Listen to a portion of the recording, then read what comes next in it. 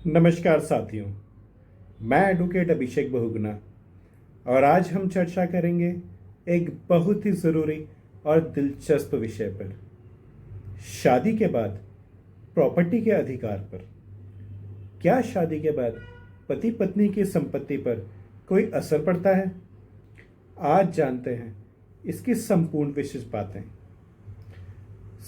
सबसे पहले आपको यह जानना बहुत ज़रूरी है कि भारत में शादी के बाद संपत्ति के अधिकार व्यक्तिगत संपत्ति के रूप में माने जाते हैं। मतलब शादी के बाद भी जो संपत्ति आपकी शादी से पहले की है वो आप ही की रहती है। लेकिन सवाल यह है कि शादी के बाद अगर आप कोई संपत्ति खरीदते हैं तो क्या होता है? अगर संपत्ति पति पत्नी के संयुक्त नाम पर है तो दोनों के पास समान अधिकार होते हैं। लेकिन अगर प्रॉपर्टी सिर्फ एक के नाम पर है तो कानूनी रूप से उसी व्यक्ति का उस पर अधिकार होगा। कई लोग ये सवाल पूछते हैं कि क्या पत्नी का पति की संपत्ति में अधिकार होता है या फिर इसकी जो संपत्ति का जो डिटेल है उसका क्या अधिकार है? तो जवाब यह है कि संपत्ति पति की सेल्फ एक्वायर्ड प्रॉपर्टी पर पत्नी का तब तक अधिकार नहीं है जब तक पति जिंदा है। लेकिन अगर तलाक होता है तो पत्नी मैरिटल प्रॉपर्टी पर मुआवजे या गुजारा भत्ता के रूप में दावा कर सकती है।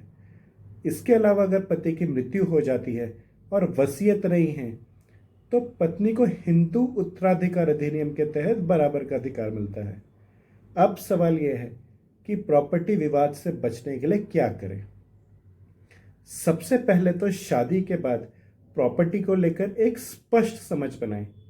दूसरा, प्रीनेप्चुअल एग्रीमेंट का प्रचलन हालांकि भारत में कम है, लेकिन आप इसकी मदद भी ले सकते हैं। अपनी संपत्ति के बारे में सही दस्तावेज तैयार रखें। वसीयत बनाना कभी ना भूलें। इससे भविष्य में कानूनी विवाद से बचा जा सकता है। दोस्तों, प्रॉपर्टी के अधिकार और विवाद की जानकारी हर व्यक्ति के लिए बेहद ज़रूरी है। अगर आपको ये वीडियो जानकारी अच्छी लगी और जानकारी पूर्ण लगी तो इसे लाइक और शेयर ज़रूर करें। हमारे इस चैनल को सब्सक्राइब ज़रूर करें।